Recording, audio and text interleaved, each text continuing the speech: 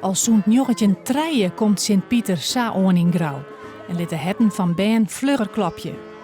Maar zo'n verliezen ier is er zichtbaar wat verloren, doet actievierders in Zwarte Piet in grauw het bennenfeest versteuren. Daarom wien er het volle meer politiemeesters en beveiligers in grauw om de boel wat in de gaten te houden. Ik wil weer er geen officieel protest aankondigen in Zwarte Piet. Dit in grauw lieke zwart is als altijd. Je moet altijd op het ergste voorbereid zijn. Er was vorig jaar natuurlijk een demonstratie, wat ook helemaal goed is. Iedereen heeft recht om te demonstreren. Maar ja, dit zijn allemaal moeilijke straatjes. Dus je kunt als je er bent, moet je gewoon veel mensen hebben. Als je er niet bent en er is niks nodig, zijn ze weg.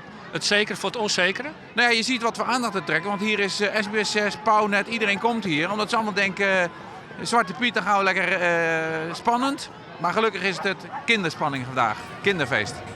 En zo is het maar correct. De band van Grauw groeien op met Sint-Pieter, de beschermheilige van de viskers. Hij werd wel eens de broer van Sinterklaas neemt. Maar met deze heilige man uit Spanje had Sint-Pieter eindelijk neer te krijgen. Belangrijke overeenkomst, ik in Grauw krijgen de band cadeautjes en piepenuten.